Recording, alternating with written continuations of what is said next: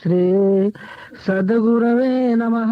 ओम श्री सच्चिदानंद स्वरूपाय सगुण साकार ब्रह्मणे नमः। ओम सगुण साकार ब्रह्म पूर्व रूपाय निर्गुणाय परब्रह्मणे नमः। ओम। आज के प्रवचन का शीर्षक है महोत्सव। उत्सव शब्द का अर्थ, उत का अर्थ होता है ऊंचा, उसके आगे का शब्द दंत स व है। इस शब्द का अर्थ होगा उत्पत्ति, विकास, प्रजनन, अभिवृद्धि आदि। दोनों को एक जगह मिलाने पर जो शब्द होता है उस शब्द को उत्सव कहते हैं। अर्थ हुआ एक शब्द में श्रेष्ठ उत्पत्ति। जैसे श्रेष्ठ उत्पत्ति में अंशावतार लिए जाते हैं, वैसे भावी उत्पन्न शिशु विश्व में आध्यात्मिक प्रवाह प्रवाहित कर दे। वही दीक्षा है जो शिष्य को अध्यात्म के प्रशासन में प्रशासक बनाकर आध्यात्मिक योगक्षेम संचालन करने के लिए प्रवृत्त करे। ऐसे ही उत्सव को तथा इसी प्रकार के अन्य उत्सवों को महोत्सव कहते हैं। उत्सव शब्द के साथ मिलकर महत् शब्द अर्थ को गौरवपूर्ण बना देता है। महाशब्द का अर्थ विजयादशमी, महाशिवरात्रि, विजयादशमी के अन्य तिथि विशेषों का नाम भी महालया है। जो विजयादशमी से पूर्व है उनका भी पितृलोक में, बाद देवलोक में अधिक महत्व है। वैसे ही रामनवमी, कृष्णाष्टमी आदि अन्य पर्व व्रत महोत्सव के लिए उदाहरणीय होते हैं। इसी तरह जो लोग आध्यात्मिक जीवन का संचालन करते हैं उनकी जन्म तिथि, सिद्ध तिथि तथा अन्य इसी प्रकार के दिवस एवं तिथियां तात्कालिक वातावरण में आध्यात्मिक रस संचार एवं आनंद प्रवाह करती रहती हैं। महोत्सव के अवसर पर पूजा प्रणाली का महत्व। ऐसे अवसरों पर आध्यात्मिक जीवन के नायक तथा उन्नायक, संस्थापक, उपनायक, प्रवर्तक आदि का भौतिक एवं मानसिक पूजन सामान्य जीवन को विशिष्ट बनाने का श्रेष्ठ साधन है। सर्वव्यापक नारायण नर रूप में ही अवतरित एवं विविध रूपों में प्रकटित होकर अपनी लीला का प्रसार करते रहते हैं। इसलिए नर रूप में सगुण साकार ब्रह्म की अतर्क्य भावना से पूजन करना एवं पवित्र आत्मा को प्रसन्न करना प्रभु को ही प्रकारांतर से प्रति प्रसन्न करना है। पूजा की पुरानी रीतियां एवं नई पूजा की विधियां।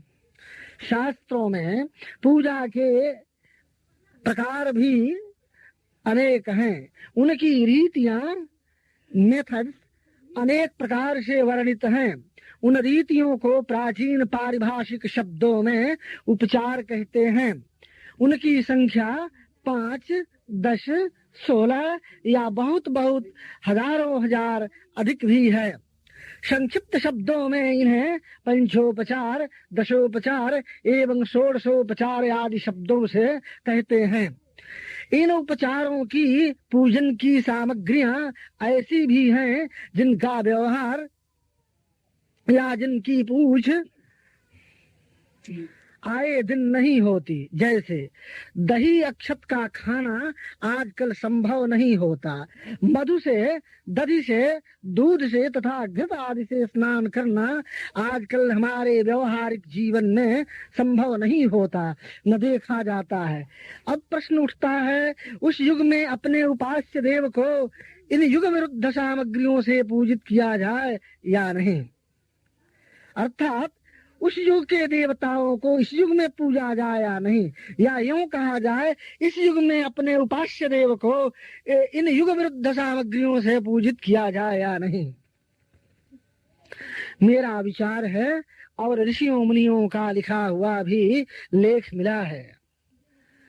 जिस लेख समूह से हम यह अनुभव करते हैं, साथ ही इस पर सोचते हैं कि देवता लोग सभी सगुण साकार वस्तुओं को भौतिक रूप से गृहीत नहीं करते, उनका आणविक अंश लेते हैं। समझने के लिए तंत्र ग्रंथों में उस अंश को वायव्य कहा गया है। उस अंश को, सूक्ष्माति सूक्ष्म अंश को ग्रहण करते हैं।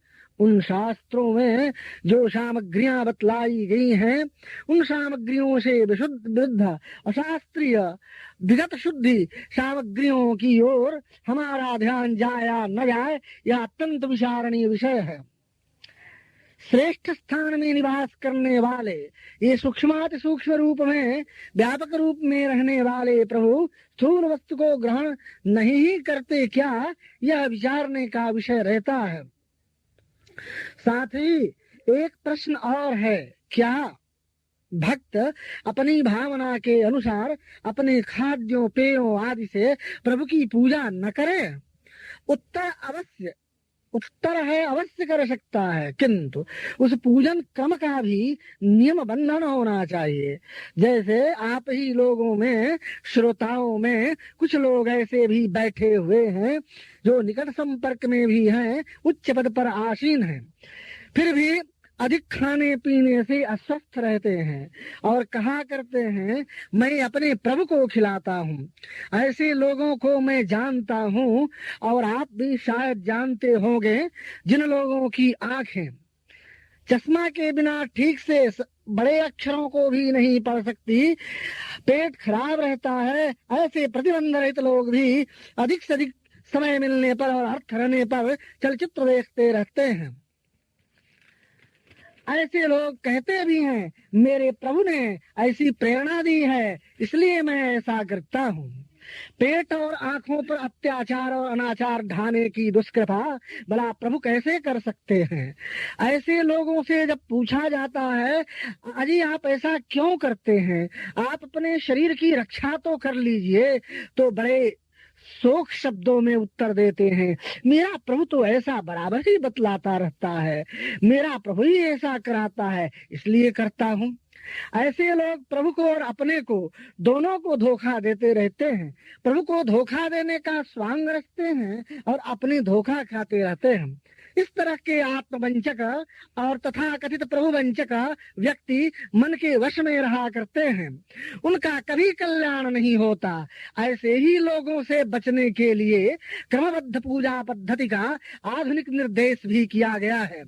यूं संयत व्यक्ति एक क्रम बनाकर अपने सभी इच्छित साधना संपन्न क्रियाओं के द्वारा विधिवत पूजन पद्धति का क्रम चला सकते हैं और आधुनिक युग में अपने शयन भोजन विश्राम आदि के अनुकूल संयत पूजा सामग्रियों से परमेश्वर की पूजा कर सकते हैं। वह व्यापक भी तो है, यदि सगुण साकार रूप में उनके विविध रूपों के नियत स्थान है तो। इसलिए ऐसे असंयत व्यक्तियों से आग्रह है, आधुनिकता से अगर अधिक प्रेम है तो आदर्श पूजन क्रम को चलाने के लिए अपने को और अधिक संयत रखते चलें। दो मुख्य महोत्सव। आध्यात्मिक जीवन के प्रवर्तक आध्यात्मिक दायरे में आदिकाल से दो महोत्सव मनुष्य के द्वारा मुख्य रूप से माने और मनाए जाते हैं। इन्हें आध्यात्मिक जीवन का प्रवर्तक इसलिए कहा जाता है कि साधु पुरुष और साधु पुरुषों की ज्ञानमयी तिथियों में एक तरह का आध्यात्मिक प्रवाह होता रहता है। ये दो तिथियां हैं, एक जन्म महोत्सव, दो ज्ञान महोत्सव। इसी ज्ञान महोत्सव को गुरु पूर्णिमा शब्द से भी कहते हैं। इन्हीं दोनों महोत्सव में आज आप मोक्षदा एकादशी को जन्म महोत्सव में उत्साहशील दिखलाई पड़ते हैं। आध्यात्मिक जीवन में यद्यपि ख्रिस्टीय दिनांक का भी कुछ मान्य लोग महत्व देते हैं, फिर भी प्राचीन ऋषियों और मुनियों के समान अपने आश्रम में आर्य सनातन वैक्रमाब्द तथा आर्य तिथियों आदि का क्रम ही परंपरा रूप में पालन होता रहेगा, ऐसा मेरा विश्वास है। आज भी ऐसा ही किया जाता है। इसीलिए प्रतिवर्ष आप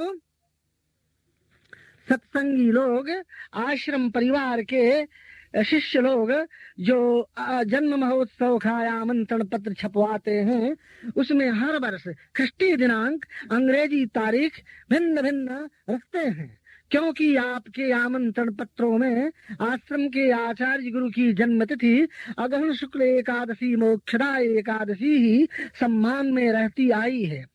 गुरु पूर्णिमा ज्ञान महोत्सव गुरु पूर्णिमा है। इसमें जो लोग पूजा उपासना करते हैं, जिन लोगों की श्रद्धा गुरु पूर्णिमा के प्रति रहती है, वे जानते हैं यह पर्व आषाढ़ शुक्ल की अंतिम तिथि पूर्णिमा रहने के कारण भिन्न भिन्न दिनांकों से संबंध नहीं रखता। ऐसा होना स्वाभाविक भी है। दूसरा मुख्य महोत्सव है आज का गुरु बृहस्पति एवं प्रत्येक शिष्य का गुरु पूर्णिमा जैसे अवसरों पर और जगत गुरु भगवान वेद व्यास जी भी इस अवसर पर निज निज गुरु की पूजा करते चले आते रहे हैं। वैसे ही अपनी गुरु परंपरा में गुरु के जन्मदिन में भी अपने इष्ट देव आदि के पूजन का क्रम चलता आता रहा है। मोक्ष, मोक्षदा एवं सम्मिलित शब्द का अर्थ सांसारिकता का मन वाणी क्रिया से वस्तुतः हट जाना मोक्ष है। व्यवहार को देखकर वस्तुतः इस स्थिति का पता नहीं लग सकता। यह मोक्ष दो प्रकार का होता है, एक जीवित मोक्ष, दूसरा क्रम मोक्ष। जीवित मोक्ष में साधन लोक कल्याण के लिए होते हैं। जीवित मोक्ष का साधक लोक कल्याण के लिए शरीर धारण करता हुआ भी भीतर से अपने शुद्ध बोध एवं आनंद स्वरूप में लीन रहता है। प्रायः अवतारी पुरुष भी संसार का कल्याण करने के लिए आते हैं और इसी जीवन मुक्त की अवस्था में अभिरमण करते हैं एवं अपनी लीला का विस्तार कर जाते हैं। दूसरी क्रम मुक्ति वह है जिसमें विचार की साधना से एवं यौगिक साधना से साधक दिव्य सूर्य मंडल का भेदन कर ब्रह्मलीन हो जाता है और वह पृथ्वी पर फिर उस रूप में आता नहीं आता। ऐसा ही कर्म योग चक्र जब जुड़ता है तो मोक्ष देने वाली मोक्षदा तिथि में किसी पुरुष विशेष का भी जन्म होता है। एकादशी शब्द का अर्थ इंद्रियां 10 होती हैं। कर्मेंद्रियां 5, ज्ञानेंद्रियां 5। ये 5 हैं। कर्मेंद्रियों की 5 इंद्रियां हाथ पैर वाणी गुदा शिश्न। ज्ञानेंद्रियों में घ्राण रसना चक्षु स्पर्श यानी त्वक श्रोत्र, इन्हीं 10 में बधा हुआ प्राणी आवागमन के चक्कर मक्कर में लगा रहता है। 11वीं इंद्रिय मन पर अधिकार नहीं हो पाता। सामान्य मनुष्य का यह विधि विधान है। जो लोग भाग्यवान होते हैं उनका बंधन और मोक्ष का कारण जो मन है वह मन वशवर्ती हो जाता है। ऐसे ही वशवर्ती प्राणियों का जन्म जो जन्म जन्मांतर से साधना द्वारा मन को वश में करते आते रहे हैं, उनका जन्म एकादशी तिथि को हुआ करती है। पुराणों में विशेषतः पद्म पुराण में एकादशी का व्रत रूप दिया गया है। इस एकादशी की बड़ी प्रतिष्ठा की गई है। यह एक चतुर्भुजी देवी है जो चतुर्भुजा दुर्गा के समान लगती है। यही इस व्रत के प्राणभूता है। इस देवी का आविर्भाव इसी तिथि को हुआ था, इसलिए इसी 11वीं तिथि पर इनका नाम भी एकादशी नाम से प्रसिद्ध हो गया है। जननी एवं माता ही जन्म महोत्सव की श्रेष्ठ शक्ति है। सबसे पहली बात जो समझने की है वह यह है, सस्य श्यामला रस परिपूरित भारतीय दृष्टि से समशीतोष्ण भारत भूमि ही है, जो हम प्रत्येक भारतीयों की जननी है। दिव्य जन्मदायिनी माँ की उदर दरी से इस धराधाम पर जो गिरते हैं, इस धराधाम को जो दिव्य जन्मदायिनी समझते हैं, वे न केवल जन्मदायिनी जननी, न केवल धरारूपा जननी, प्रत्युत शब्द संकोच में वे इसे जन्मभूमि भी कहते हैं। कहने में चाहे कोई शब्द संकोच हो, पर उदर दरी से गिरा शिशु जिस धराधाम पर आता है, उसे जननी कहने में व्याकरण से और साहित्य से कोई संकोच नहीं होना चाहिए। यदि ठीक से सोचा जाए तो जिस जन्मभूमि भारत भूमि का दो महत्वपूर्ण पुत्र चारों ओर से रक्षा करने की इच्छा रखते हैं, उन अपने बड़े भाइयों हिमालय और समुद्र को भी हम भारतीय नहीं भूल सकते। और इस जन्मदिन के अवसर पर आपको उस भारत भूमि की अत्यंत महिमा गानी है, जिस भूमि पर आप जिसका जन्मोत्सव मनाते हैं, उसका भी आप ही की तरह कदाचित जन्म हुआ है। जिस महामाता वसुंधरा के सभी छोटे बड़े लड़के लड़कियां जिस जन्मभूमि पर, जिस भारत भूमि पर काल समय वर्ष मास ऋतु दिन पहर घंटे मिनट सेकंड आदि भेद प्रभेदों में विचरण करते हैं, उस भारत भूमि को कौन ऐसा भाग्यहीन व्यक्ति होगा जो शतशः नमन करना नहीं चाहेगा। जिस पर छाया करने के लिए सरसपुत्र में एक छाया करते हैं, जिसको प्रकाशित करने के लिए अनेक विध ग्रह नक्षत्र विशेषतः दिव्य सूर्य तत्पर रहते हैं, जिस पर सुधाधारा ढालने के लिए सुधाकर रात्रि में चेष्टा करता रहता है, जिसकी देह के प्रश्वेद को सुखाने और तरलता को देने में, मनोहरता सरसता और सुंदरता को बढ़ाने में निरंतर ही ग्रह नक्षत्रों के अतिरिक्त दिव्य दिव्य शक्तियां काम करती हैं, जो समय समय पर मानव और भौतिक मानवों का भी दर्शन द्वारा संचालन करती हैं। पशु पक्षियों की में मादकता फैलाने के लिए पृथ्वी के जो दो मनोरम सुमन हैं, मदन और बसंत, वे भी अनवरत समय समय पर संलग्न रहते हैं। यह इसी भारत भूमि की सुंदरतम देन है। इस धरित्री की मातृत्व भावना से कौन खाली रह सकता है। समस्त प्राणियों को रसमय रसपान कराने वाली परश्विनी पृथ्वी के समान अपनापन से कभी भी खाली न होने वाली जो भारत भूमि है, उसको कौन भला भुला सकता है, जिस पर कि इसी की पुत्रियां यानी भारत भूमि की ही उत्पन्न पुत्रियां गंगा यमुना सरजू सरस्वती गोदावरी नर्मदा रेवा शतद्रु वाग्मती ब्रह्मपुत्र आदि आदि अबाध गति से अपने छोटे बड़े भाइयों को सुख पहुंचाने के लिए चलती रहती हैं।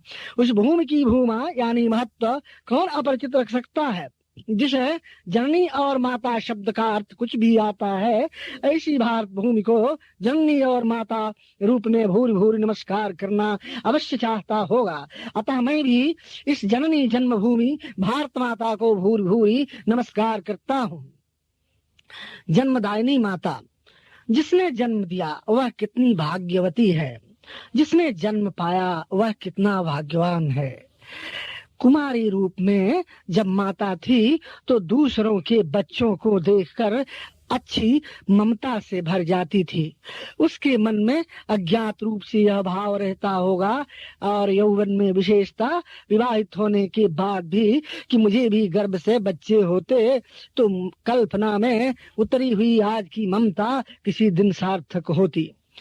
यौवन संपन्न शीघ्र विवाहित होने वाली या तुरंत विवाहिता कन्याओं में और अन्य देवियों में दूसरों के शिशुओं की ममता को कलित भावना से निज कमनीय कल्पना से भरने की धन्य मई रीति है, जो गर्भस्थापन के बाद भी अनेक रूपों में बढ़ती बदलती और उत्पन्न होती चलती है। जन्मने के समय में मूर्छितावस्था के तुरंत बाद कुछ कुछ होश आने पर भी नवजात शिशु के शिशुदन को सुनकर संपूर्ण पीड़ाओं को जो भूल जाती है, उस ममता की प्रतिमूर्ति माता के लिए मस्तक झुकाने में किसी सामान्य संकोच भी हो सकता है। ऐसी माता को मैं बारंबार प्रणाम करता हूँ। उन सभी माताओं को मैं भूरि भूरि मस्तक नमन देता हूँ जिन्होंने सहस्त्र सहस्त्र बिच्छुओं के समान डंक की पीड़ा को सहकर, प्रसव पीड़ा को सहकर अपने बच्चों को जना, जो किसी न किसी रूप में भारत भूमि की शोभा बढ़ाते रहते हैं। अनंत काल तक प्रणाम करते रहने की इच्छा होती रहती है। ऐसे प्राण को रस पिलाने वाली उन माताओं को जो सर्वस्व प्राण दूध पिलाकर अपने दुर्बल भी कदाचित हो जाती हैं। शिशु पालन को सर्वस्व समझने वाली यशोदा और कौशल्या की प्रतिनिधिभूता माताएं अनेक धन्यवाद पात्र हैं, जो बच्चों की किलकारियां, मुस्कान, यत्किंचित रुदन तथा और अनेक भाव भंगियों को आराध्य बनाती रहती हैं, लक्ष्य बनाती रहती हैं एवं अंग प्रत्यंग को उपास्य समझती हैं। माता इसलिए जननी है क्योंकि वह जन्म देती है। वह जननी इसलिए माता है क्योंकि प्राणों से भी अधिक अपने पुत्र या अपनी पुत्री को मानती रहती है। मानने से माता और जन्म देने से जननी कही जाती है। और तब तक अबोध पक्षियों के बच्चे के समान अज्ञात दिशा में बांधे गए या अज्ञात दिशा में ही बांधे गए बछड़ों के लिए व्याकुल गौ के समान रहती है। खोई हुई मणि है जिसकी ऐसे छटपटाती हुई कुंडलनी के समान जो विग्रह करती है, उन्हें लाखों करोड़ों बार अगर मैं नमस्कार करूं तब भी कम ही है। कर्म विस्तार। जब हम या आप बड़े होने लगते हैं तो संस्कार के अनुसार शिक्षा पाते हैं। कर्म एवं संस्कार के अनुसार जीविकोपार्जन के बहाने अनेक तरह के पदगामी भी कर्म करते हैं। कुछ अलौकिक अवतारी पुरुष अलौकिक कर्म संस्कारों से संचालित होते रहते हैं जिनके बारे में कुछ ठीक नहीं कहा जा सकता। जो व्यक्ति ईश्वर पर विश्वास करता है, सत्कर्मों और सद्विचारों का प्रचार करता है, तो वह अपने को कर्ता न मान बैठे। कर्ता तो वह है जो सबके हृदय में विराजमान रहता है। दर्शन की भाषा में कर्ता भी नहीं, वह कर्तृवत है। वह तो वस्तुतः दृष्टा है। अपनी शरणागति को बढ़ाने में सहायता प्राप्त करने के लिए ही उसे हम कर्ता कहते हैं। ऐसे लोग जब निस्वार्थ भाव से प्रभु की आज्ञा समझकर कर्म करते हैं तो ब्रह्मलोक या स्वर्गलोक का संदेश मात्र लेकर धरती पर आए हुए नहीं कहे जाते, बल्कि भूतल को ही ब्रह्मलोक या स्वर्गलोक बनाने के लिए आते हैं। राम के द्वारा साकेत में कहलाया गया है, मैं भूतल को ही स्वर्ग बनाने आया। इसीलिए देवता लोग भी पृथ्वी पर मनुष्य बनकर आने के लिए लालायित रहते हैं। श्रेष्ठ कर्म और अलौकिक लीला का संपूर्ण प्रसार इस धरती पर ही हो सकता है। इस भारत भुवन में ही सर्वांशतः ऐसा संभव है। अंत में सृष्टि के सभी गत, अनागत और वर्तमान प्राणियों को बार बार नमस्कार समर्पित करता हूँ, जिनकी थोड़ी सी भी आराधना की भावना, जिनकी थोड़ी सी भी पूज्य भावना अपनी माता के प्रति रहती है और रहेगी। ओम शांति शांति शांति। तदम श्री गणेशाय नमः। हे चंद्रचूड़ मदनांतक शूलपाणे स्थाणो गिरीश गिरीश महेश शंभो भूतेश भीत भय सूदन मामनाथ संसार दुख गहना जगदीश रक्ष संसार दुख गहना जगदीश भूतेश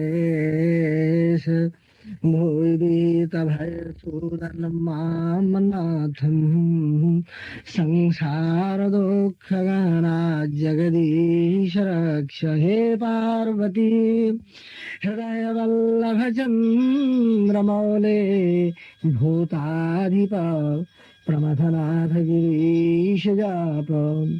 हे वामदेव भवरुद्र पिनाक पाणे संसार दुख गहना जगदीश संसार दुख गहना जगदीश संसार दुख गहना जगदीश कंठ वृषभध्वज पंचवक्त्र हे नीलकंठ वृषभध्वज पंचवक्त्र लोकेश शेषवलय प्रमथेश सर्व हे धूर्यटे पशुपते गिरिजापते महं संसार दुःख गहना जगदीश रक्ष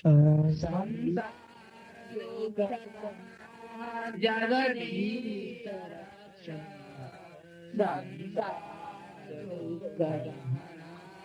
जगदीश हे विश्वनाथ शिव शंकर देव देव गंगाधर प्रमथनायक नंदिकेश वाणेश्वरांधकरिप हर लोकनाथ संसार दुःख गहना जगदीश रक्ष जगदीश रक्ष संसार जगदीश रक्ष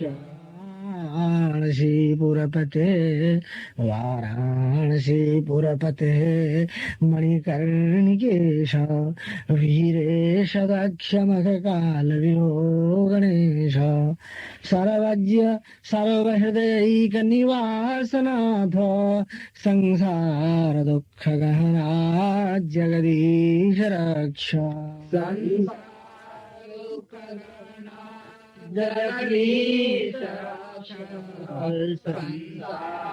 दुःख गहना जगदीश रक्ष महेश्वर कृपा मय हे दयालो हे व्योमकेश शितिकंठ गणाधिनाथ भस्मांगराग नृकपाल कलापमाल संसार दुःख गहना जगदीश रक्ष जगदीश रक्ष संसार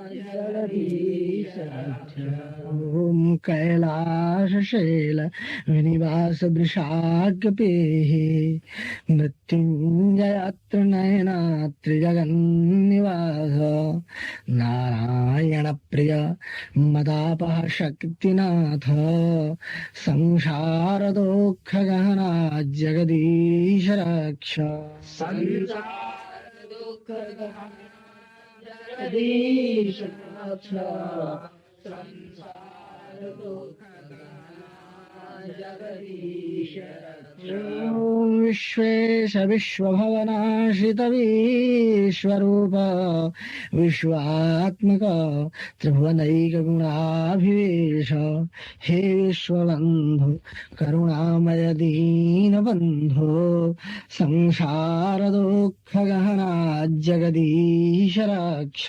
संसार दुःख जगदीश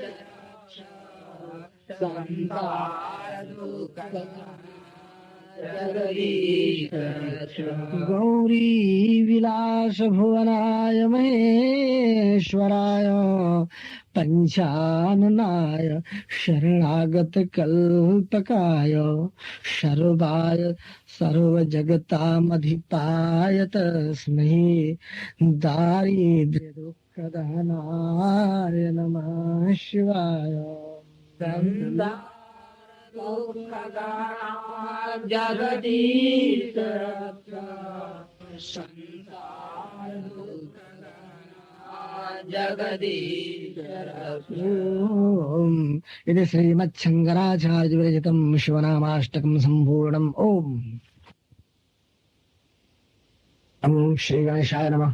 नमोस्तुते सरस्वती त्रिशूलचक्रधारिणी सीतांबरावृते शुभे मृगेन्द्रपीठ संस्थिते सुवर्णबन्धुराधरे सुझल्लरी शिरोरुहे सुवर्णपद्मभूषिते नमोस्तुते महेश्वरी नमोस्तुते महेश्वरी नमोस्तुते महेश्वरी नमोस्तुते नमो नमो नमो नमः सरस्वती दामादिभिर्नुते स्वकान्तिलोकतचन्द्रभे सुरत्नमालयावृते भवाब्धि कष्टहारिणि तमालहस्तमण्डिते तमालभालशोभिते गिरामगोचरे हले नमोऽस्तुते महेश्वरी महेश्वरी नमोस्तुते महेश्वरी नमोस्तुते नमो नमो नमो नमः सरस्वती स्वभगतवदशलेनुहे सदा वर्ग भोग दे दरिद्र दुख हारिणी त्रिलोक शंकरीश्वरी भवानी भीम अंबिके प्रचंड तेज सोज्वले भुजा कलाप मंडिते नमोस्तुते महेश्वरी नमोस्तुते महेश्वरी नमोस्तुते महेश्वरी नमो। अध्याय की एक बहुत बड़ी देन होगी। श्री गणेश कवचम श्री गणेशाय नमः। गौरी उवाच ऊषोदि च बलोदैत्यान् बाल्लीपीनाशेत्यो अग्रे किं कर्म कर्तेते न जाने मुनिषत्तमः दैत्यानानाविधादुष्टा साधुदेवद्रुहखलः अतुश्च कण्ठे किञ्चित्त्वं रक्षार्थं बद्धवरसि।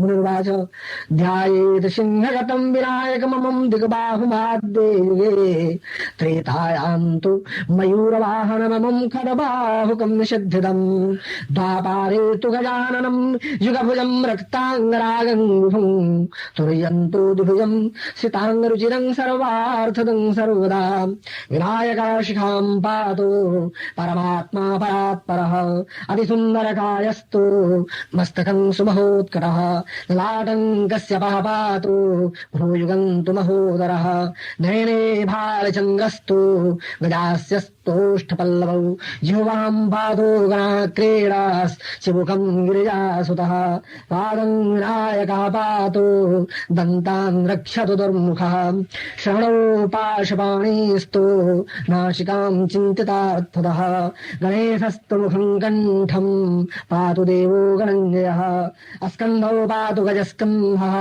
अस्तनौ विघ्नविनाशनः हृदयं गणनाथस्तु हीरम्बो जठरं महान् धराधरा पातु पार्श्वो पृष्ठं विघ्नहरस्वः लिङ्गं गुह्यं सदा पातु वक्रतुण्डो महाबलः गणाक्रीडो जानुजङ्घे ऊरु मङ्गलमूर्तिमान् एकदन्तो महाबुद्धे पादौ गुल्फौ सदावतु क्षिप्रप्रसादनो बाहु पाणियाशा प्रपूरकः अङ्गुलीश्च नखान् पादो पद्महस्तोरिनाशनः सर्वाङ्गानि मयूरेषु विश्वव्यापी सदावतुः अनुक्तमपि यत् स्थानं धूम्रकेतुः सदावतु आमोदस्तग्रदः पातु प्रमोदः पृष्ठतोऽवतु प्राच्यां रक्षतु बुद्धीश आग्नेय्यां सिद्धिदायकः दक्षिणस्यां पुत्रो नैऋत्यां तु गणेश्वरः प्रतीच्यां विघ्नहर्ताव्याद्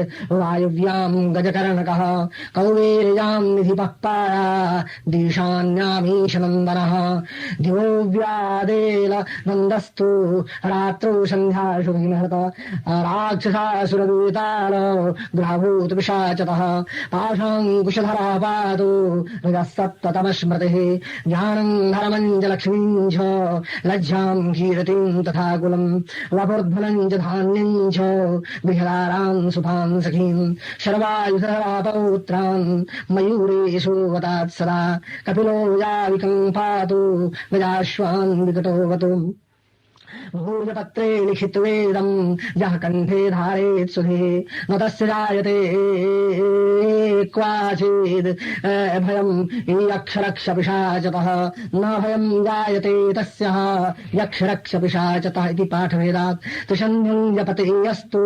वज्रशारतनुर्भवेत् यात्राकाले पठेर्यस्तु निर्विघ्नेन फलं लभेत् युद्धकाले पठेर्यस्तु विजयं चाप्नुयात् ध्रुवम् मारणोच्चा उद्घाटनाकर्ष स्तंभमोहन कर्मणि सत्वारं जपेदेतद्दिनानामेकविंशतिम् तत्तदफलमाप्नोति साधको नात्र संशयः 21वारं च पठेत्तावद्दिनानि यः कारागृहगतं सद्यो राज्ञा वध्यं च मोचयेत् राजदर्शनलीलायां पठेदेतत्भारतः सभाजानं वशं नीत्वा प्रकृतिश्च शभाङ्गेत् इदं गणेशकवचं कश्यपेन समीरितम् मुद्गराय च तेनाथो माण्डव्याय महर्षे मह्यं सप्राह कृपया कवचं सर्वसिद्धिदम् नो देयं भक्तिहीनाय देयं श्रद्धावते शुभम् अनेनास्य कृता रक्षा न बाधास्यो भवेत् क्वचित् राक्षसासुरवेतालो दैत्यदानव संभवा इति श्री गणेश पुराणे उत्तरखंडे गणेश कवचम संपूर्णम्। ओम। तो अगर आपने गुरु प्राप्त किया है तो गुरुवष्टक का पाठ सुनने और करने से आपको शांति मिलेगी। अगर गुरु न मिल सका हो तो सृष्टि के कड़कड़ में व्यापक जो गुरु शक्ति है वही गणेश रूप से सगुण साकार राज्य में पूजित है। उस गणेश के कवच से आप अपने शरीर की रक्षा करिए। गणेश कवच को प्रातः काल अवश्य पहनिए, जिससे शरीर की, मन की, वाणी की और क्रियाओं की रक्षा होती रहे। तो क्रम में सात्विक और स्वाध्याय के क्रम में मैंने पहले गुरुवष्टकम का स्थान दिया और दूसरा स्थान गणेश कवचम का दिया और तीसरा स्थान भी इसी प्रसंग में आपको दूंगा। तो मैंने तो ब्रह्म गायत्री के ऋषि आपकी चर्चा चलाई है, वैसे आपके इष्ट देव के क्षेत्र की जो गायत्री हो उस गायत्री के ऋषि का छंद का और देवता का ज्ञान अवश्य करना चाहिए। ऋष्यादि न्यास अवश्य कर लेना चाहिए। वैसे किए बिना मंत्र पूर्ण फलद नहीं होता है। दो बातों पर अवश्य ध्यान दें। अगर आप अपने देव की उपासना करते हैं तो उनकी गायत्री का जप अवश्य करें, साथ ही कवच का पाठ निश्चित कर लें। विश्व के जितने लोग हैं, संसार के सभी लोगों के गुरु भगवान शिव हैं। राम के अनन्य उपासक महात्मा मेरी दृष्टि से भगवान ही। तुलसीदास जी ने भी अपनी रामायण में लिखा है, वंदे बोधवयं नित्यं गुरुं शंकर रूपिणम्। इसलिए हर व्यक्ति को, नहीं तो शिव के उपासक को तो निश्चित ही भगवान शिव के कवच का पाठ करना चाहिए। इस शिव कवच के पाठ में कार्तिकेय का ध्यान हो जाए तो उत्तम है, लेकिन जिस समय याज्ञवल्क्य को नारायण जी ने उपदेश दिया था उन दिनों तारकासुर का जन्म नहीं हुआ था, इसलिए शिव परिवार के ध्यान में कार्तिकेय नहीं आते थे। बहुत प्राचीन शिव रक्षा यानी शिव कवच है। लेकिन पंचमुख महादेव दशभुज पंचमुख का ध्यान, गौरी का ध्यान, गणेश का ध्यान पूर्ण अपेक्षित है। कार्तिकेय का, नंदी का भी ध्यान कर सकते हैं। मैं इसके बाद में शिव रक्षा स्तोत्र का पाठ पढ़ूंगा। शिवरक्षा स्तोत्र को आपको श्रावित करूंगा, जिससे आपको एक दूसरा कवच भी, खास करके शिव भक्तों को दूसरा कवच भी मिल जाए। इस कवच के पढ़ने से बराबर ही रक्षा होती है। दूसरे से किए गए मंत्र तंत्रों का प्रभाव अपने ऊपर नहीं पड़ता है। बड़े बड़े घोर तांत्रिकों तथा कथित दायनों, यद्यपि मैं इसे नहीं मानता, और बड़े बड़े योगियों के बीच में जाने पर भी अपने इस देवता के कवच से जो सुरक्षित रहे हैं उनका लेस मात्र भी कुछ बिगड़ नहीं सकता। सृष्टि के समस्त मंत्रों के आदि गुरु भगवान शिव है, वही त्रिशूल ले गए वहां किसी की रक्षा करें तो ब्रह्मांड की कोई भी शक्ति उसका कुछ भी नहीं बिगाड़ सकती। इसलिए भगवान शिव का कवच शिव भक्तों को तो निश्चित ही पढ़ना चाहिए। एक संध्यम द्विसंध्यम वा त्रिसंध्यम कवचम पठेत तस्य रक्षा भवेत् नूनम्।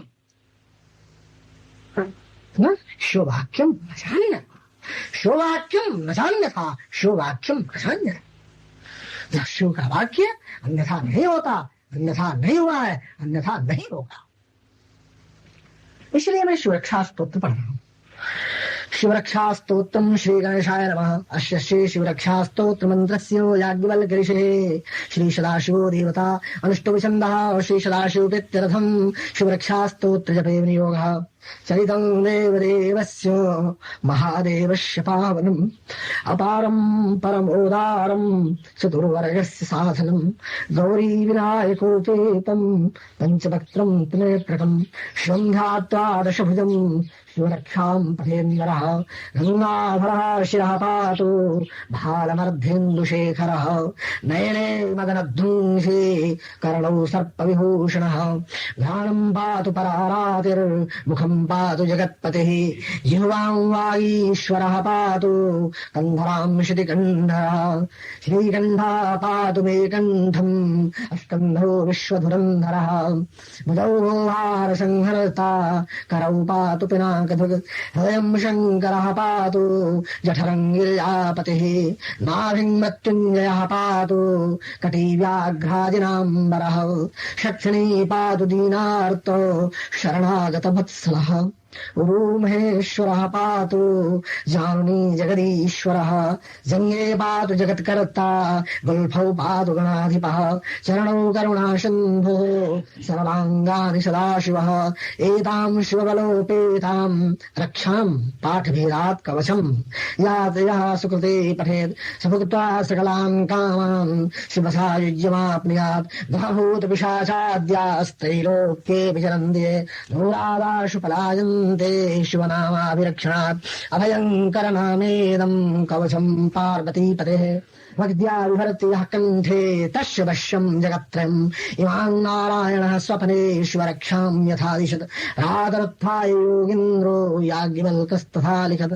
इति श्रीयाज्ञवल्क्य प्रोक्तं शिवरक्षास्तोत्रं शिवकवचस्तोत्रं सम्पूर्णम्।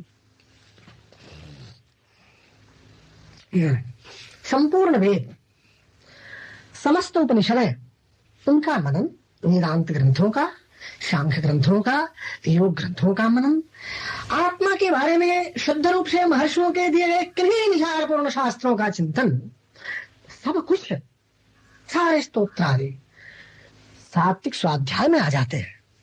मेरा अपना कर्तव्य होता है कि मैंने भी दूसरों से बहुत से मंत्र स्तोत्र कवचों का उपदेश प्राप्त किया है, इसलिए विभिन्न उपासकों को मैं भिन्न भिन्न कवच दूं जिससे उनका कल्याण हो, उनकी बुद्धि ठीक हो।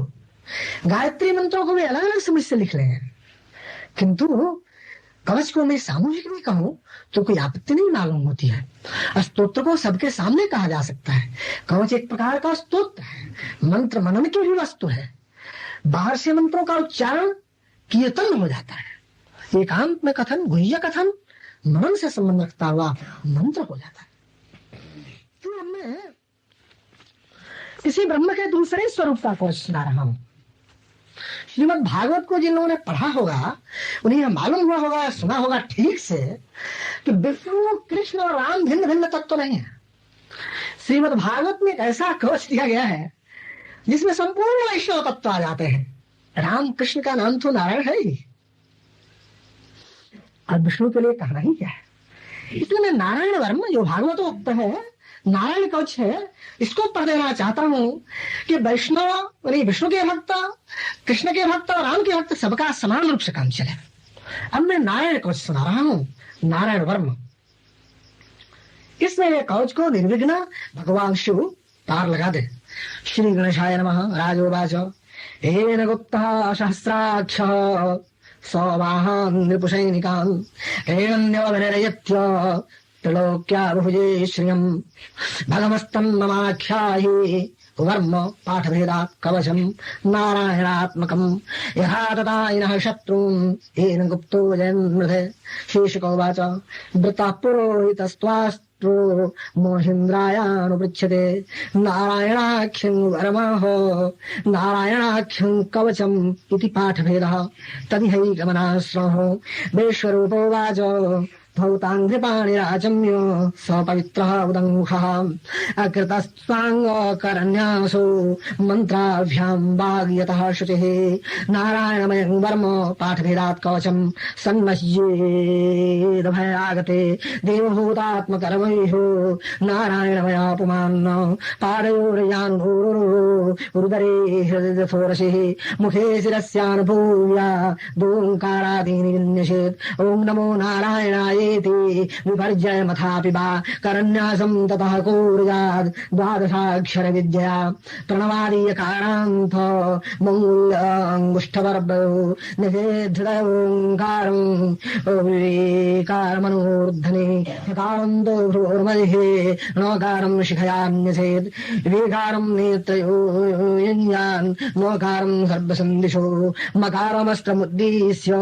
मन्त्रमूर्तिर्भवेद्बुधः सविसर्गं फणन्तं तत सर्वदिक्षु विनिर्दिशेत् ॐ विष्णवे नमः इत्यात्मानं परं ध्यायेत् ध्येयं षड्शक्तिभयुतं विद्या तेजस्तपोमूर्तिर्मिमं मन्त्रमुदाहरेत् बरारे चर्मासि गदेषु चाप पाषाण दधानोष्टगुणोष्टबाहु ॐ हरिर्विदध्यान् मम सरोवरक्षां न्यस्ताङ्घ्रि पद्मः पतेन्द्रेष्ठे जलेषु मां रक्षतु मत्स्य मूर्तिर्यादो गणेभ्यो वरुणस्य पाशात् स्थलेषु मायावटु मावनोऽव्यात् त्रिविक्रमः खेवतु विश्वरूपः दुर्वे शतव्यायुमुखादिशो प्रभो पायां नृसिंहो सुरयोतपारे विमुञ्चतो यस्य महाट्टहासं दिशो विनेगुण्यपतनस्य रोहा रक्षद्यसौ माध्वनि यज्ञकल्पः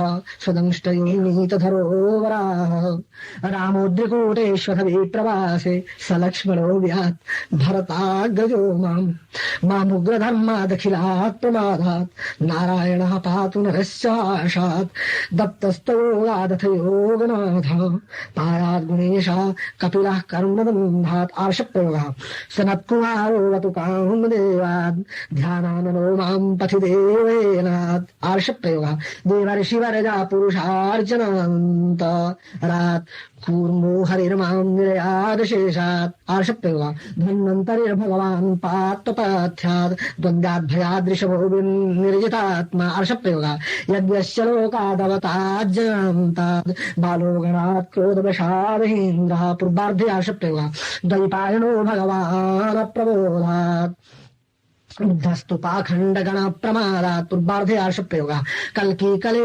कालमलात् प्रपातु धर्मावनाथोरु कृतावतारः मां केशवो गदया प्रातरोयात् गोविन्दया शङ्गवयात्तवेणुः एवमेव सर्वत्र आर्षप्रयोगः विह्यः नारायणः प्राणोदात्त शक्तिर्मध्यं दिने विष्णुरवीन्द्रपाणिः देवोपराणे मधुहोग्रधन्वा सायं त्रिधामावतु माघो मां दोषे हृषीकेशौतार्धरात्रे निशीथये कोवतु पद्मनाभ श्रीवत्सधामा पररात्रीशः प्रत्यूषैशोषिधरो जनार्दनः दामोदरो व्यागमसन्ध्यं प्रभाते विश्वेश्वरो भगवान् कालमूर्तिः चक्रं युगान्तानलतिग्मनेनि भ्रमत्समन्तात् भगवत् प्रयोक्तम् दन्तग्धि दन्तग्ध्य ऋषैन्यमाशु कक्ष्यं यथात् सखोताश गदेशने स्पर्शनवे स्फुलिङ्गे निस्पिण्ढि निस्पिण्ड्यजितप्रियाशि कुष्माण्डवैनायकयाक्षरक्षो भूतग्रहः चूर्णयचूर्णयारिन्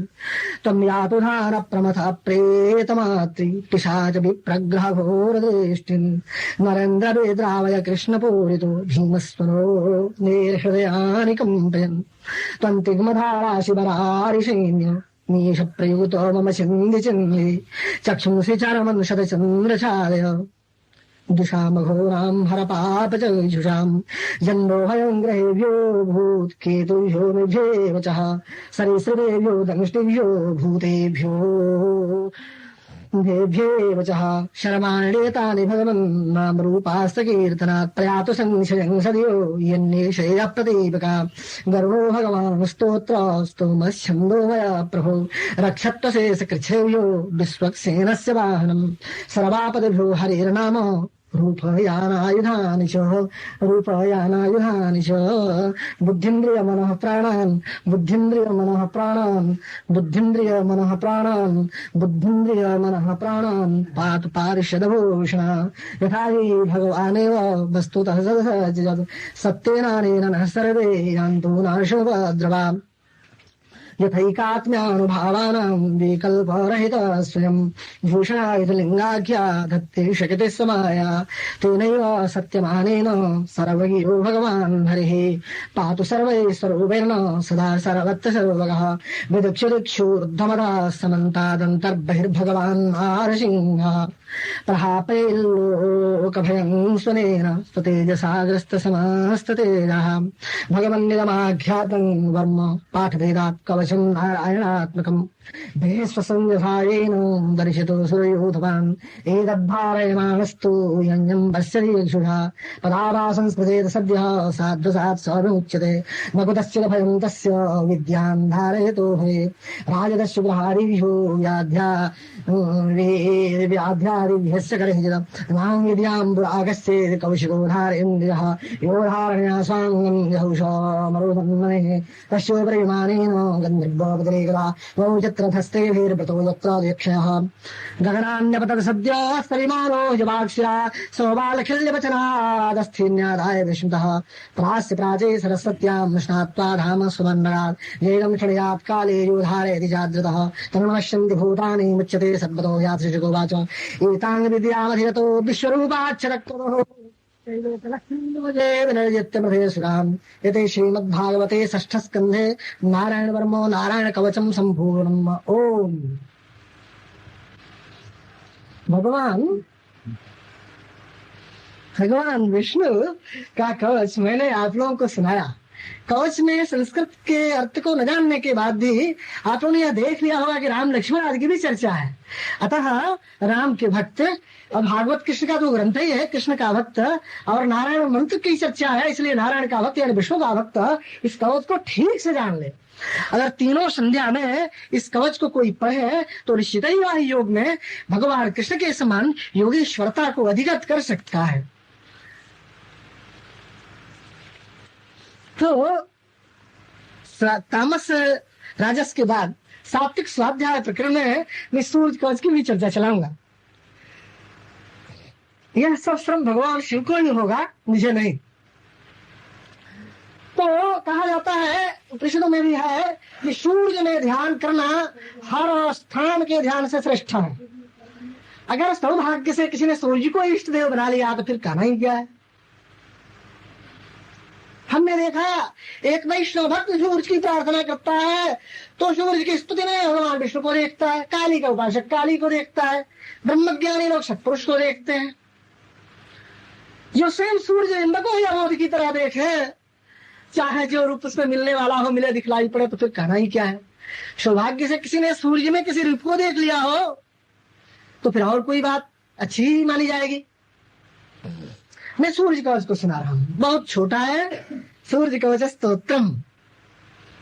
श्री गणेशाय नमः। याज्ञवल्क्यो वाच शोषमनिषार्दूलो सूर्यस्य कवचं शुभं शरीरारोग्यदङ्गीयं सर्वसौभाग्यदायकं देदीप्यमानमुकुटं स्फुरन्मकरकुण्डलं ध्यात्वा शस्त्रकिरणं स्तोत्रमेतदीरयेत् शिरो मे भास्करः पातो ललाटं मे मितद्युतिः नेत्रे धर्मणे पातो शमणे वासरेश्वरः घ्राणं धर्मगणेः पातो वदनं निर्वाणः जिह्वां मे मानवः पातो कण्ठं मे शिरवन्दितः अस्कन्दौ प्रभाकरः पातो वक्षः पातो जनप्रियः पादपादौ द्वादशात्मा सर्वांगं सकलेश्वरः सूर्यरक्षात्मकं स्तोत्रं लिखित्वा भूरिपत्रके दधादियः करे तस्य वशगाः सर्वसिद्धयः सुस्नातो जो पठेत् सम्यक् अथवा जपेत् सम्यक् योधीते स्वस्थमानसः सर्वमुक्तो दीर्घायुः सुखं पुष्टिं च विन्दते। श्रीमद्याज्ञवल्क्यविरचितं सूर्यकवचस्तोत्रं सम्पूर्णम्। सूर्य के उपासकों के लिए मैंने सूर्य को सुनाया। और दुर्गा के बारे में तो मत पूछिए, 8 दुर्गा 9 दुर्गा 7 माताएं 10 महाविद्या, इतने कवच हो जाएंगे कि दिक्कत हो जाएगी। वैष्णव तंत्र में दुर्गा के लिए अलग कवच है, शैव तंत्र में अलग है, शाक्त तंत्र में अलग है। तो इतने अधिक कवच होंगे कहना बड़ा कठिन हो जाएगा। इसलिए इस आज के प्रवचन प्रसंग में मैंने यह सोचा है कि दुर्गा पद उद्धार स्तोत्रम को अगर मैं पढ़ दूं तो लक्ष्मी का भी काम चल जाए, राधा का भी काम चल जाए, पार्वती और सरस्वती का भी काम चल जाए, और साथ ही समस्त दुर्गा महाविद्याओं आदि का भी काम चल जाए। इसलिए आगे आगे मैं कहूंगा, पीछे पीछे आप लोग एक ही लाइन को कहेंगे 4 बार की याचना करते हैं, यह उचित नहीं है। एक आरा जिला के ब्राह्मण विद्वान मुझे मिले थे, उन्होंने मुझसे प्रश्न किया कि आप तो प्रवचन करते हैं, लेकिन ये तो बतलाइए कि मैंने 20 वर्षों तक की आराधना की है, भरपेट भोजन आज तक न मुझे मिला, न मुझे श्लोक सुनाने वाली, वाक्य दंड प्रहार करने वाली मेरी स्त्री को ही मिला और मिलता रहा है। ऐसा क्यों? मैंने कहा आप पूजा करते हैं तो कोई स्तोत्र भी पढ़ते हैं? तो उन्होंने कहा मैं दिव्या परारक्षमा अपना स्तोत्र पढ़ता हूँ। मैंने कहा जरा स्तोत्र सुनाइए। तो सुनाते गए, सुनाते सुनाते जब आए नमोक्षस्याकांक्षा न चूहो वांछा पिछन में न विज्ञानापेक्षा शशमुख सुखेच्छा न पुनः। तो मैंने कहा क्या पढ़ा आपने? फिर उन्होंने दोहराया, कहा कि ही तो पढ़ा, नमोक्षस्याकांक्षा न चूहो वांछा पिछन में न विज्ञानापेक्षा शशमुख सुखेच्छा न पुनः। मैंने कहा जरा इसका अर्थ कह दीजिए। उन्होंने कहा आप इतने विद्वान होके और साधु होके इसका अर्थ नहीं समझते? मैंने कहा मैं साधु तो हूँ नहीं, गृहस्थ हूँ, लेकिन इसका अर्थ आप सुना दे तो बड़ी कृपा हो। उन्होंने कहा मुझे मोक्ष की जरूरत नहीं है, मुझे ज्ञान की जरूरत नहीं है, सुख की जरूरत नहीं है, धन की जरूरत नहीं। मतलब ठीक ही है, जब आपने स्तोत्र में ये बराबर प्रार्थना की है माँ से कि मुझे धन की जरूरत नहीं है, तो आपके यहाँ अगर धन की प्रतीक लक्ष्मी की बड़ी बहन दरिद्रा निवास करती है तो आश्चर्य की कौन सी बात है? तो उन्होंने कहा लेकिन ऐसा हुआ ही क्यों? मैंने कहा ये बताइए 20 वर्षों में आपकी पूजा कभी छूटी है कि नहीं? अब तो नहीं, पूजा तो नहीं छूटी है, भूखों मरता हूँ तब भी पूजा करता हूँ। मैंने कहा अगली पंक्ति पढ़िए। तो पढ़ने लगे कि क्वचित पुण्य रहने शिव शिव भवानी थी जपता। मैंने कहा अर्थ क्या हुआ इसका? तो मैं यही याचना कर, मैंने कहा संस्कृत रूप कहिए। उन्होंने कहा अतस्त्वाम संयाचे जननी जननम जातु मम भई मृडानी रुद्राणी शिव शिव भवानी तिजपता। मैंने कहा इसका अर्थ और पदार्थ दोनों कहिए। उन्होंने कहा अर्थ तो यह हुआ कि कोई भी मेरा जन्म हो मैं शिव शिव भवानी जपता रहूं। अब पदार्थ यह हुआ कि इस जन्म में भी मैं कहीं भी रहूं दरिद्र आदि बनकर भी, तब भी आपकी पूजा न छूटे। तो मैंने कहा ठीक ही है, 20 वर्षों तक अगर आपने यही मांगा कि हे माँ आपकी पूजा आराधना आपका जप न छूटे, तो आपका न छूटा, और धन तो आप मांगते ही नहीं थे, तो माँ असत्य कार्य क्यों करने जाए? तो कहने का अभिप्राय यह है कि शरणागति में केवल वचन से ही शरणागति या समर्पण नहीं होना चाहिए। कहे तो दे प्रभु आप खा लीजिए, और आधा वाक्य भी न समाप्त हो तब तक अपने ही कॉल उठाकर खींचने लगे। ऐसा नहीं होना चाहिए। समर्पण में मन का समर्पण, वाणी का समर्पण, क्रिया का समर्पण होना चाहिए, तभी शरणागति का कार्य ठीक से पूरा होता है। जो व्यक्ति शरणागत होगा वह तो बाहर बाहर काम करता हुआ भी भीतर से प्रभु का ही काम करेगा। प्रपत्ति पर अलग से मैं विस्तृत प्रवचन दूंगा। मुझे अभी इतना ही कहना है कि प्रपत्ति एक बार एक होती है, कोई करा दे एक बार एक, या स्वयं आपत्ति में पड़ने पर मनुष्य प्रपन्न हो जाए। और शरणागति सोच सोच कर होती है। करत मनोरथ बहुविधि नाना, विभीषण राम के पास गए थे तो सोच विचार कर उन्होंने शरणागति की। यह भी सोचते गए थे कि मैं लंका का राजा होऊंगा। तो जाते जाते प्रभु ने कहा कि कहा लंकेश, लंका का राजा बनाकर ही मन से कहा और वाणी से कहा था। तो शरणागति सोच समझ कर होती है। बहुत देर के बाद में विभीषण की शरणागति पूर्ण हुई, तब प्रभु ने उन्हें भक्ति दी और अचल भक्ति दी और प्रसाद रूप में लंका का राज्य दिया। प्रपत्ति जो होती है वह एक बार एक अपने हो जाती है, किसी के द्वारा कराई जाती है। मरती बार बाली ने अंगद का हाथ पकड़ाकर राम के हाथ में कहा था मैं तो जा रहा हूँ, लेकिन मेरा पुत्र अब आप ही के द्वारा रक्षित होगा, अब आप ही का रखा है। यह दूसरे के द्वारा प्रपन्न करा देना हुआ। इष्ट के यहाँ प्रबुद्ध गुरु शिष्य को प्रपन्न करा कर निश्चिंत हो जाता है। तो यह तो दूसरे के द्वारा प्रपन्न कराना हुआ। स्वतः प्रपन्नता क्या है, स्वतः प्रपत्ति क्या है, अर्थ ही से आप शब्दार्थ भी समझ जाएंगे। इसकी चर्चा से ही, व्याख्या से ही, नदी की प्रबल धारा में आधी अप्रत्याशित आधी धूल के साथ आ गई वायव्य कोण से, और आपकी नाव इस पार से पूर्व से पश्चिम जा रही है। मान लीजिए नारायणी में ही, तो नाविक ने कह दिया नाव का छेद है, पानी आ रहा है, और वह लग्गी लेकर भाग गया तैरता हुआ और छप छप मारता हुआ। पानी बीच में आता रहा, आंधी प्रबल वेग से बहने लगी। अब तो सब डूबने को तैयार हुए। आप अगर प्रबल नास्तिक भी हो, आस्तिक हो, तो पूछना ही क्या है।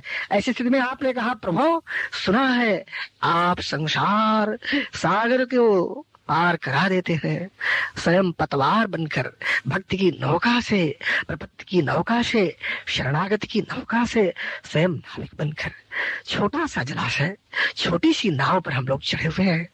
क्या भक्ति की नाव की तरह यह नाव छिद्रहित नहीं हो सकेगी? क्या हम भी आपकी कृपा से आंधी के थपेड़े से किनारे नहीं लगा दिए जा सकेंगे उस पार? होता भी ऐसा ही है। प्रपन्न व्यक्ति की नाव उस पार लगा दी जाती है, समूह की नाव लगा दी गई और सभी या कोई एक व्यक्ति प्रपन्न हो गया। यह प्रपत्ति आपत्ति काल में स्वयं हो जाती है और शरणागति सोच विचार कर होती है। शरणागत व्यक्ति जो होता है वह बराबर प्रभु का पूजन करता रहता है। इसी जला की घटना है नारायणी के किनारे उत्तरी छोर की। तो मैंने जैसे पहले संकेत किया था, बताया था कि शरणागति में बराबर ही ऐसे काम किए जाते हैं जिन पूर्ण समर्पण होता चले। एक हलवा था, वो फिर जला रहा था और प्रभु का भीतर भीतर पूजन करता था। मालिक बड़ी दूर से पुकार रहा था, वह स्नान कराकर चंदन लगाने जा रहा था मन ही मन। मालिक गाली देता हुआ आया और हलवाहे का पैना छीनकर, छोटा डंडा छीनकर उसको पीटना शुरू करने लगा।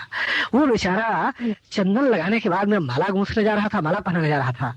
उसने कहा, मालिक क्या करने लगे? अभी तो मैं चंदन ही लगा रहा था, अभी तो भोग भी लगाना बाकी है। किंतु वह तो मारते ही गए और उसको बेहोश कर दिए। शरणागत उस भक्त के ऊपर प्रभु की महती कृपा थी, उनसे बर्दाश्त नहीं हुआ और कुछ ही क्षणों में मालिक घर आए। उनको कैदस्तु हुई, जड़ भी हुआ और वो मर गए। दवा काम नहीं कर सकी। वो भक्त अफसोस करने लगा और मालिक की सदगत के लिए प्रार्थना की। इससे हमें यह शिक्षा मिलती है कि मनुष्य जब शरणागत होता है तो प्रभु का पूजन किसी अवस्था में कर सकता है।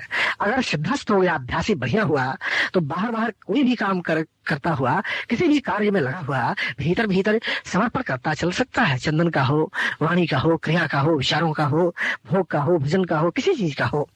तो शरणागति की श्रेष्ठ वस्तु है समर्पण और भक्ति की श्रेष्ठ वस्तु है शरणागति प्रपत्ति। मैं पूरी दोहरा रहा हूँ, प्रपत्ति एक बार एक होती है आपत्ति आने पर और दूसरे के द्वारा भी कराई जाती है। शरणागति सोच विचार कर की जाती है। तो इस नित्य कर्म प्रवचन प्रसंग में मैंने इन दोनों की चर्चा चलाकर आपको इस ओर मोड़ा और बतलाया कि आपको शरणागत किंबा प्रपन्न होना है। ऐसे करने से आपका नित्य कर्म पूर्ण होगा और निर्गुण निराकार ब्रह्म का ज्ञान अगर आपको मिला तो बड़ा अच्छा है, अन्यथा सगुण साकार साम्राज्य में आप सब कुछ पालेंगे जो जिससे आपको शांति मिलेगी और आनंदमय जीवन हो जाएगा। ओम शांति ही शांति ही शांति ही तदीयं वस्तु गोविंद तुभ्य मेव समर्पये। यदक्षरबल भ्रष्टं मात्राहीनं च यद् भवेत् तत्सर्वं क्षम्यतां देवी प्रसीद परमेश्वरी। ओम शांति ही शांति ही शांति।